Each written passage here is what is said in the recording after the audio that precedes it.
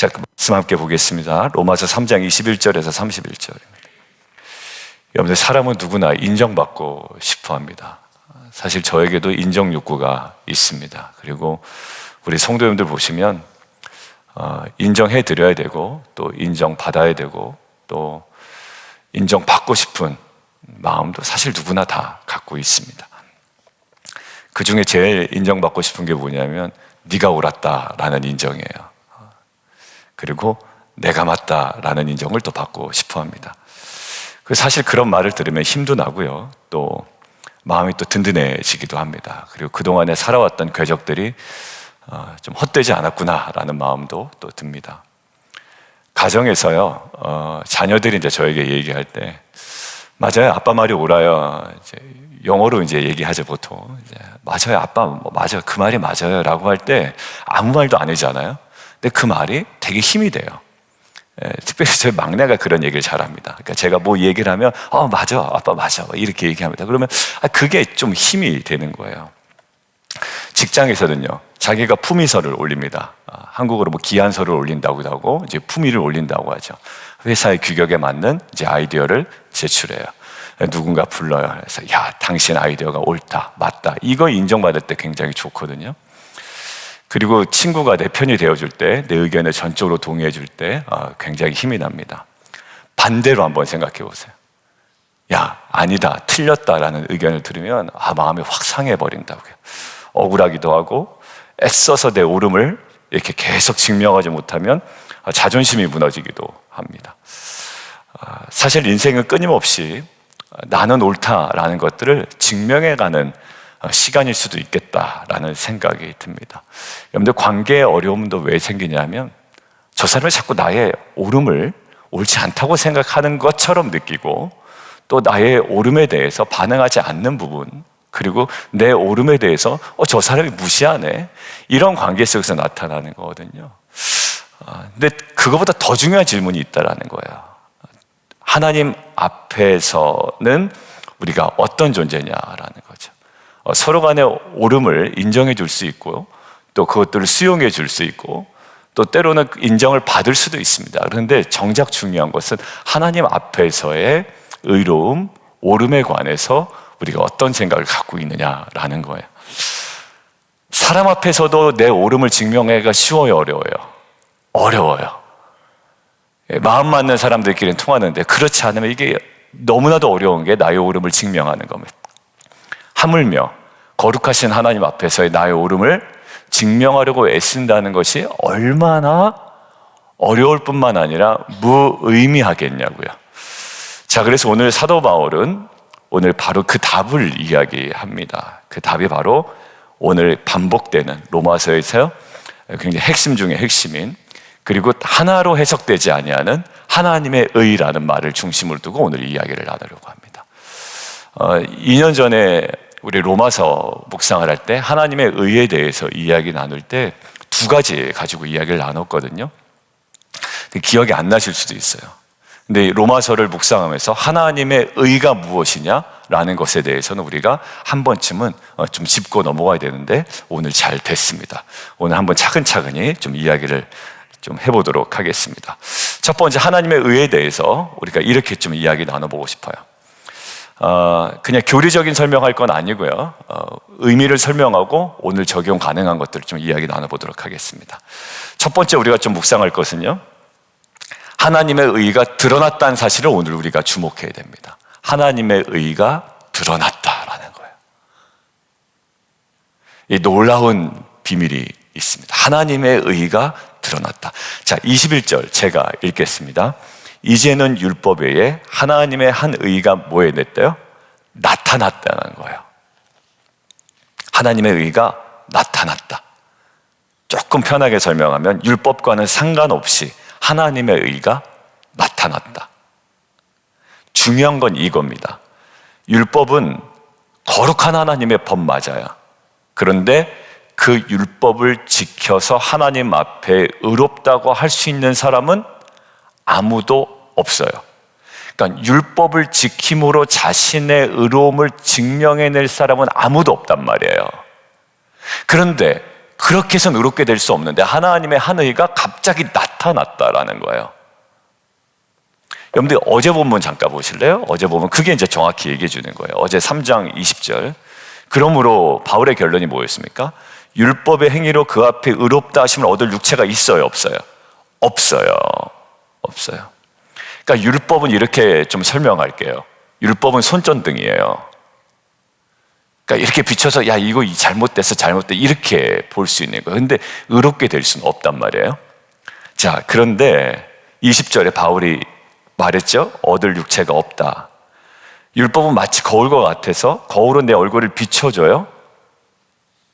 근데 거울을 본다고 얼굴이 깨끗해지나요? 자, 그렇지 않아요. 이게 바로 율법이에요. 우리가 거울을 보면 좀 머리가 뻗쳤다. 오늘도 제가 이제 아침에 일어나서 머리 감고 만지는데 여기가 조금 덜 만져진 거예요. 그럼 거기를 만져야죠. 거울만 보고 있다고 머리가 제대로 막 붓거나 아니면 세팅이 되는 건 아니에요. 여러분, 율법은 똑같아요. 율법을 보고 있다고 우리한테 해결되는 건 없어요. 근데 우리 안에 죄는 계속 드러나게 한단 말이에요. 근데 바울은 얘기합니다. 이제는 이라는 거예요. 21절. 하나님께서 예수 그리스도의 십자가를 통해 무슨 길을 여셨다. 이게 또 우리 9월의 예배 주제이기 때문에 이 단어를 썼습니다. 새로운 길을 여셨다라는 거예요. 그게 그 길이 우리에게 나타났다라고 이야기합니다. 그러니까 사람이 스스로는 절대 오를 수 없는 산이 하나 있었는데, 그리고 스스로는 절대 밝힐 수 없는 어둠이 있었는데 하나님께서 정확하게 빛을 환하게 비추셨다라는 거예요. 여러분들 다메섹에서 바울이 만난 주님 그 장면을 한번 생각해 보시면 율법으로 누구보다 열심히였잖아요. 바울이 스스로 옳다고 생각했잖아요. 자신의 옳음을 무엇으로 증명합니까? 사람들을 박해함으로 자신의 옳음을 끊임없이 증명했죠. 그러니까 제가 드세지지 말자라고 이야기하잖아요. 그러니까 자신의 옳음을요 독설로 해결하는 사람들이 있어요. 그렇죠? 어떤 식으로든지 자신의 옳음을 증명합니다. 그러니까 그 이야기 듣고 있으면 가슴이 조여올 때가 참 많죠. 옆에 가고 싶지 않아요. 결국 자기 옳다고 주장하는구나. 바울이 그랬어요. 율법 너무나도 잘한다라는 거예요. 여러분들 바울 옆에 가 있으면 얼마나 가슴이 답답했겠어요. 환장했을 것 같아요. 저 같으면. 옆에 안 갑니다. 못 갈 거예요. 그런데 다메섹에서 바울이 주님을 만나는 순간 빛이 임하죠. 바울이 눈이 멀죠. 뭐에 대해서요? 자신의 의로움에 대해서 눈이 멀었다고 저는 생각이 듭니다. 두 가지 질문하잖아요. 누구십니까? 무엇을 해야 됩니까? 누구보다도 자신의 의로움으로 자신의 사명이 무엇인지를 정확하게 알고 있었던 바울이에요. 누가 얘기하면 아주 그냥 탁탁탁 얘기했을 거예요. 나는 율법이 이렇다고 생각해. 그래서 이걸 해야 된다고 생각해. 죽여야 된다고 생각해. 얼마나 의로움으로 자신의 사명을 처음부터 끝까지 다 얘기했을까요? 근데 내가 뭘 해야 됩니까? 라고 리셋이 되는 거예요. 뭘까요? 하나님의 의가 자기가 붙들고 있었던 옳음이 완전히 무너져 내린 거죠. 저는 가만히 보면 이거다 저거다 막 얘기하는 것보다 자신의 뭔가 옳음이 하나씩 무너져가는 모습 보면 참 안심이 되고 지지를 하게 되고 더 기도하게 돼요. 어제 예배 끝나고 40일 지금 작전 기도하시는 성도님 한 분하고 잠깐 얘기를 나눴어요. 이제 2부 예배 끝나고 얘기를 나누는데 목사님 첫째 날 둘째 날 그런 일이 있어요. 그래서 제가 이제 성도님 말씀드렸어요. 성도님 제가 새벽 기도회 때 그렇게 얘기하는 거 괜찮죠? 목사님 괜찮아요. 집사님 물어보니까 서로 40일 한 사람들이냐고 서로 물어본 사람도 있대요. 근데 서로 아닌데 누군지 궁금하다라는 건데 모르시는 것 같아요. 근데 그분이 뭐라고 그러냐면 목사님 첫째 날 둘째 날 그런 사건이 있었잖아요. 마치 하나님께서 너 기도하기를 내가 원한다. 작정하기를 원한다. 딱 기다렸다는 듯이 첫째 날 둘째 날 그 사건을 벌어지셨거든요.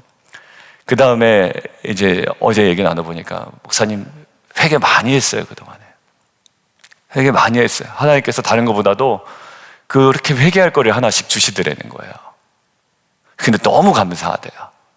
그래서 자신이 이제 금식하고 있는 거 이게 너무 좀 자기한테 안 맞는 것 같은데 이렇게 바꿔도 되냐고 이제 뭐 얘기하시면서 얘기하시더라고요. 여러분들 어떤 걸까요? 자기가 붙들고 있던 오름이 다 무너져 내린 거예요. 바울이 그랬어요. 그때 깨달아요. 뭘 깨달을까요? 진짜 하나님의 의는 내 안에 있는 것이 아니라 어디 있다? 예수 안에 있구나라는 걸 깨달아요. 여러분들 이거 알아가는 게 복음을 알아가는 과정인 걸 생각해요. 여러분들 복음을 막 지식적으로 알아가지고 처음부터 끝까지 막 쏟아내시는 분들이 있어요. 여러분들 그거 듣고 있으면 답답해요. 여러분들 그 복음이 아닌 것 같은 거예요. 학습된 복음이 아니라 경험된 복음이어야 돼요. 주님을 만났으면 나의 오름이 좀 무너져 내릴 줄 알아야 되잖아. 끝까지 그냥 계속. 바울이요? 무너져 내려요. 여러분들 결국 우리 스스로 오름을 증명하려고 애쓰며 살아요. 그런데 내가 쌓은 것으로, 나의 성과로 내가 이뤄낸 여러 가지 것들이 있어요. 그것이 뭐 재정이 됐든 집이 됐든 커리어가 됐든 그게 왜 나의 오름의 하나의 지표가 되는 거예요. 근데 결국은 부족해요. 아무도 저와 여러분의 그 커리어를 가지고 저와 여러분의 오름을 사람들이 인정해 주지 않아요.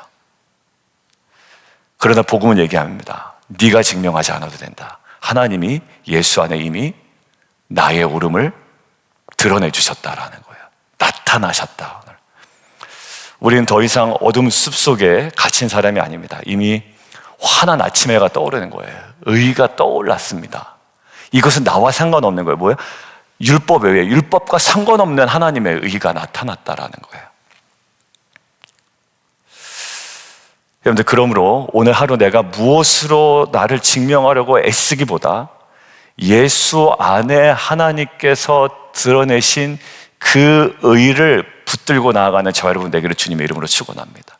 그러니까 사도 바울이 자신의 지식이 다 배설물처럼 여겨진다라고 했던 그게 자신에겐 정말 오름의 기준이었거든요. 근거였어요. 근데 오직 자랑을 뭘 자랑한대요? 십자가 외에는 자랑할 것이 없다라는 거. 여러분, 복음의 신비를 깨닫는 오늘 새벽이 되기를 원합니다. 그러니까 드세질 때 말이 많아지고 주장이 많아지고 자기 오름을 자꾸 주장하는 거예요. 그래서 성도님들 이제 텐트 모임에 갔을 때 드세지지 마, 집사님들끼리 얘기하는 게 저는 좋다고 보여지더라고요. 서로 간에 견제하고 말 적게 하고 기도 자리에 더 많이 또 기도에 하나님께 간구하고. 여러분, 우리가 부족해요. 그러나 실패 속에서도 하나님의 빛이 이미 나를 비추고 있음을 저는 믿습니다. 그래서 그 드러난 하나님의 의, 나타난 하나님의 의를 붙들고 감사하며 나아가는 저와 여러분 되기를 주님의 이름으로 축원합니다. 두 번째요, 하나님의 의는요, 예수 그리스도 통해서 우리에게 드러낸 의예요. 그러니까 구속의 사건이었어요. 두 번째 의는 뭐냐면 조금 다른 관점인데요. 자, 22절 이번에 한번 같이 읽어보죠. 시작. 예수 그리스도를 믿음으로 말미암아 모든 믿는 자에게 미치는 하나님의 의니 차별이 없는. 여기도 하나님의 의가 나오잖아요. 여기 예수 그리스도를 믿음으로 할 때 예수 그리스도의 믿음이라고 보는 학자도 있고요, 예수 그리스도를 믿는 그 믿음, 이렇게 하나님 두 개 다 봐요. 학자들이 두 개를 다 바울이 견지했을 거다 이렇게 봅니다. 그래서 그거보다 지금 뭐냐면 그 같은 믿음으로 말미암는 모든 믿는 자에게 미친 하나님의 의죠. 이건 어떤 의냐면 그 정가된 의입니다. 그러니까 하나님께서 이루신 의예요. 21절에는 곧 예수 그리스도를 믿음으로 말미암아 모든 믿는 자에게 미친 하나님의 의. 모든 믿는 자에게, 누구든지 예수를 믿으면 어떻게 된대요? 하나님의 의가 정가된다는 거예요. 주어진다라는 거예요. 이게 주어지기 전에 뭡니까? 첫 번째 내지는 나타났다라는 거예요. 근데 이게 믿는 자에게 이제 어떻게 된다? 그것이 주어진다. 하나님의 righteousness, 그 의로움이 주어진다라는 거예요. 유대인도 예, 이방인도요? 오케이. 종은요? 오케이. 자유인은요? 오케이. 남자 맞아요? 여자 맞아요? 차별 없다. 모든 믿는 자에게. 여기 중요한 게요, 값없이 24절 보세요. 그리스도 예수 안에 속량을 말하며 하나님의 은혜로 값없이 의롭다 하심을 얻은 자 되었더라. 이 의로움을 값없이 얻었어요. 헬라어로는요, 도레안인데요, 공짜예요. 그냥 똑같아요. 공짜. 내 노력의 결과가 아니라 하나님이 선물로 주신 의라는 거예요. 우리는 얼마나 잘했냐, 얼마나 괜찮은 사람이냐에 따라 평가받는 세상에 살고 있습니다. 그런데 복음은 전혀 다르게 얘기해요. 너는 이미 예수 그리스도 안에서 뭐예요? 의롭다라는 거예요. 그러니까 세팅이 어디서부터, 디폴트가 어디서 시작되냐면, 우리가 본성적으로 착하지 않아요. 본성은 여전히 악해요. 그러니까 드세지기도 하고 말도 많아지고 자기 변명하고 자꾸 이렇게 되는 거잖아요. 본성적으로는 악해요. 근데 이것은 무슨 용어라고 그랬죠? 법률적 용어라고 그랬잖아요. 너 본성적으로는 되게 악해. 지금도 저와 여러분이 악해요. 아직까지도 조금만 잘못하면 이게 자기중심성을 발현하는 죄인이에요. 근데 법률적으로 뭐라고요? 의롭다 이렇게 판단을 해버린 거예요. 그러니까 법률적으로 그렇게 선포를 해버렸으니까 이 사람이 아무리 옆에도, 아니 쟤 원래 나쁜 사람이에요, 쟤 조금만 건드리면 화내요, 아무리 해도 상관없는 거예요. 하나님은 뭐라고 그러세요? 안다, 걔 원래 그렇다라는 거예요. 내가 믿음으로 내 의를 준다, 선물로 준다라는 거예요. 그러면서 사도 바울은 이제 로마서에 어디로 갑니까? 성화라는 진짜 위대한 과정으로 우리를 부르시는 거예요. 근데 성도들이 칭의의 의미도 제대로 모르니까 어떻게 돼요? 나 의롭게 받았어 라고 하면서 지 맘대로 살아요. 여러분들 그게 아니에요. 지금 이거는 이 디폴트 값이 무엇인지를 알면 전혀 그럴 수가 없는 것이고, 어떻게 돼요? 지금 자격이 있어서가 아니라 은혜로 주신 것이죠. 지금 그러니까 바울이 계속 얘기합니다. 27절 자랑할 수 있느냐? 없다라는 거예요. 그러니까 예수 믿은 것도 자랑하는 시대가 되어버렸어요. 바울 아까 얘기했죠. 뭘 자랑한다고요? 오직 그리스도의 십자가만 자랑한다. 왜? 그거 아니면은 의롭게 될 가능성이 없었던 인간이에요. 왜? 본성적으로 죄인인데, 아담 이후로 어떻게 뭘 내가 잘나서 됐단 말이에요? 그러니까 정말 십자가가 은혜구나, 그게 은혜로 나에게 주어진구나라는 거예요. 어느 대학에서 이제 졸업식을 하는데 등록금을 다 내지 못한 학생이 있습니다. 규정대로는 어떻게 돼요? 그 졸업을 못하는 거예요. 근데 총장이 가만히 보고 있다가 내 사재로도 털어서 줘야 되겠다. 그래서 이제 자기 이름으로, 지금으로 따지면 지정원금을 준 거죠. 다른 학생은 똑같이 가운을 입었습니다. 이제 똑같이 무대에 올라가 졸업장을 받는 거예요. 박수 받잖아요, 대학 졸업장에. 그 순간 학생이 내가 잘해서 이 자리에 섰다라고 두 손 들어서 자신에 대해서 환호를 손을 지를 수가 없어요. 뭐만 자랑할까요? 나는 누군가의 은혜로 여기에 섰습니다라고 이야기할 뿐이에요. 하나님의 의가 그렇습니다. 내가 이 자리에 서 있는 건 내 능력이 아니라 전적인 하나님의 의, 정가된 righteousness, 하나님의 의입니다. 여러분들 오늘 하루도 내 공로 자랑하지 말고 은혜의 선물을 붙들고 감사하는 성도가 되기를 주님의 이름으로 축원합니다. 그러니까 내가 이만큼 했으니 하나님도 날 좀 인정해 주셔야지 않나? 아니, 그럴 필요 없어요. 내가 이 정도 신앙생활 했으니 괜찮은 거 아닌가? 아니, 오늘 본문은 정확하게 얘기합니다. 자랑할 데가 없다.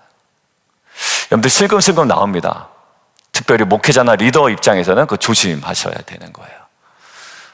이 정도 신앙생활 했으니, 이 정도 헌신했으니 괜찮은 거 아닌가? 네, 분명히 얘기합니다. 자랑할 거 없다라는 거예요. 뭐만 자랑해요? 은혜만 자랑해요. 은혜만 자랑. 사람 참 망가지기 쉽더라고요. 목회자나 리더나 은혜를 망각하면 지분 얘기 나오고 이렇게 나오는 거예요. 그런데 진짜 근데 그 은혜라는 사실을 믿을 때 우리 삶에 진정한 자유가 임합니다. 왜? 그 사람의 판단과 기준 앞에 자유로워. 왜? 나는 은혜로 사는 인생이기 때문에 그렇습니다.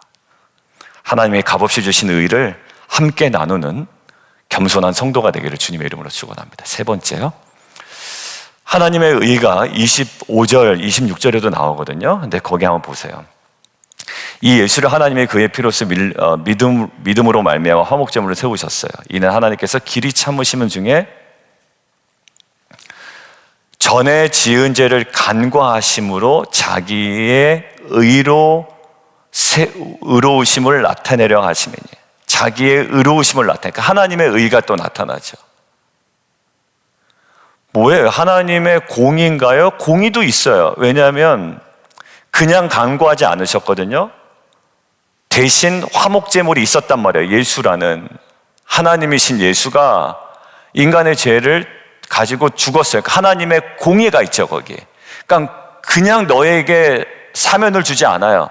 그러면 하나님의 공의가 무너지니까, righteous니까 무너지잖아요. 하나님의 사랑은 충만할 수 있지만 하나님의 사랑이 충만한 곳에 공의가 깨져버리는 오류가 생긴단 말이에요. 그렇게 되면 심판 없는 사면이 이루어지면 오류가 생겨요. 사랑하는 건 알겠는데 하나님 그동안 강조하신 공의는 어디 갔냐는 얘기예요. 그런 의미에서의 자기의 의로우심을 나타내시려 한다라는 것도 있고요. 학자들이 여기서 또 보는 학자들, 최근의 학자, 복음주의 학자입니다. 자유주의 학자 아니고 최근의 복음주의 학자는 이 의로우심이 뭐냐면 faithfulness를 봐요. 공의와 함께 faithfulness, 그러니까 뭐냐? 신실하심. 뭐예요? 하나님의 언약에 신실하심. 그러니까 결국 뭐냐면 하나님 자기도 의로우시다라는 거예요. 근데 이게 도덕적으로 하나님이 의로우시다라는 것이 아니고 언약에 신실하시고 약속의 끝까지 책임지시는 분이었다라는 거예요. 이것이 어디서 약속됐습니까? 구약에 약속됐죠. 구약에 보내주신다며요. 하나님께서 우리 안에 부드러운 마음을 주시겠다네요. 내가 내 영을 너희 속에 넣어주시겠다면서요. 하나님 그 약속을 우리가 뭐 할 수 있는 능력이 있나요? 없잖아요. 근데 이것들을 하나님 어떠신 분이에요? 신실하게 약속을 지키시는 분이에요. 그러니까 저와 여러분의 구원은 결국 누구의 언약에 대한 신실하심 속에 들어있는 거예요? 하나님의 언약에 대한 신실하심 안에 저와 여러분의 구원이 들어있다라는 거예요. 하나님의 신실하심이 없으면 하나님의 갈팡질팡하시거나 하나님의 신실하지 않거나 하나님의 약속을 지켰다 안 지켰다 하시는 분이거나 아니면 아예 하나님의 약속이 없었거나 이러면 아무 소용이 없어져 버리는 거예요. 근데 이 구원이 뭘로 감싸져 있냐면 하나님의 신실하심에 감싸져. 26절 보세요. 곧 이때 자기의 의로우심을 나타내사 자기도 의로우시며 또한 예수 믿는 자를 의롭다 하려 하십니다. 여기는 공의와 함께 하나님의 그 신실하심을 나타냅니다. 결국 뭐냐면 내가 한 약속은 반드시 지킨다라는 걸 보여주십니다. 21절에 힌트가 나와 있죠. 율법과 선지자들에게 증거를 받은 것이라. 계속적으로 이것들은 증거되었고 계속 우리 안에 선포되었고 하나님은 약속하셨습니다. 여러분들 십자가는요, 이렇게 한번 오늘 생각해 보실래요? 단순히 죄 용서받았다라는 사건을 뛰어넘어 어떤 자리냐면 하나님이 얼마나 믿을 만한 분이며 신실하신 분이신지가 증명되는 자리였다라는 거예요. 하나님 결국 2000년 전에 그 사건을 우리에게 허락하신 분이었다라는 거예요. 나의 구원이 하나님의 신실하심 가운데 이루어졌다면 나의 남아있는 인생도 어떻게 돼요? 하나님의 신실함 가운데 보호받고 인도함을 받고 결국에 성화와 가장 아름다운 영화의 과정까지 간다. 왜? 하나님은 성화와 영화라는 것들을 성경에 약속하셨기 때문에. 근데 제가 제일 답답한 게 자기가 구원받은 사실은 믿으면서 인간의 한계는 엄청 강조하신 분이 있어요. 야, 이거는 신앙인지 모르겠다라는 거. 그러니까 자기가 그러니까 합리화인 것 같은데 하나님의 칭의는 엄청 강조해요. 근데 에휴, 인간은 어쩔 수 없어. 이게 도대체 무슨 말인지 모르겠어요. 그럴 수 없어요. 뭐 칭의는 자기가 잘나서 구원받았네. 그렇지 않잖아요. 그러니까 성화와 영화도 어떻게 하나님의 뭐 신실하심 안에 약속되었으니 어떻게 간다. 그쪽으로 간다라는 거야. 오카든 목사님이 제일 싫어하는 게 그 소리였어요. 사랑의 교회 다닐 때 오카든 목사님이 자꾸 뭐 인간은 원래 그래 그런 소리 하지 말래요. 오카든 목사님은 얼마나 대쪽 같은 분이에요. 오카든 목사님 설교를 제가 어느 분에게 들려줬더니 되게 싫어하신 분이 계시더라고요. 되게 엄한 아버지 같은 설교거든요. 하영주 목사님은 조금 부드러우시고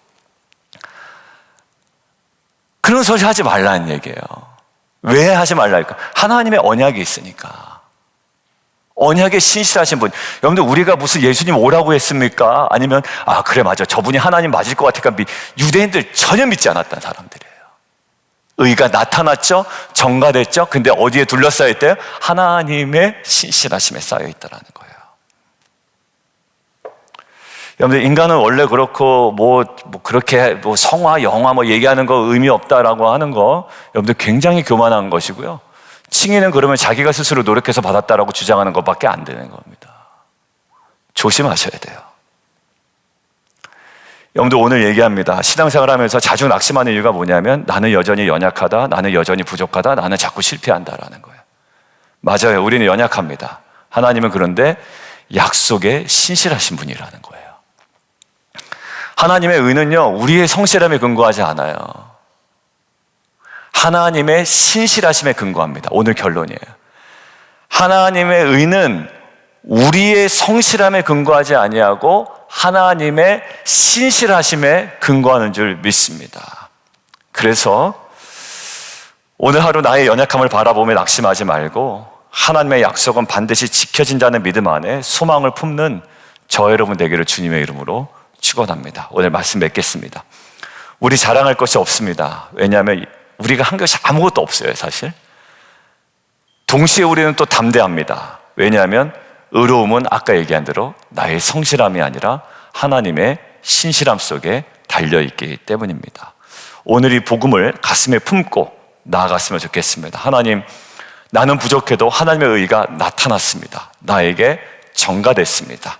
나는 흔들려도 하나님의 신실하심 안에 나는 담대합니다. 이 고백이 여러분들의 입술과 삶 속에 오늘 향기로, 또 실제적인 고백으로, 또 삶의 모습 속에 나타나기를 주님의 이름으로 축원합니다. 함께 기도하겠습니다.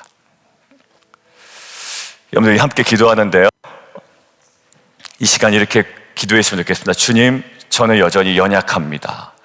그러나 제 연약함보다 크신 주님의 의를 붙듭니다. 그리고 주님 값없이 주신 은혜의 선물을 늘 기억하게 하시고 하나님의 신실하심이 나의 의로움의 보장임을 믿고 스스로 자신의 옳음을 주장하기보다 하나님 그 은혜의 선물을 붙들고 나아가는, 감사함으로 나아가는 귀한 은혜 있게 하여 주옵소서. 그리고 특별히 교회 위에서 기도해 주실 때 교회가 사람의 기준으로 자랑하지 아니하고 오직 복음만 자랑하는 우리 빛과 소금 공동체가 되게 하여 주시고 서로를 정죄하는 공동체가 아니라 복음의 은혜를 나누는 공동체 되게 도와 주시옵소서. 우리 주님 이름 우리 세 번 부르며 함께 기도합니다.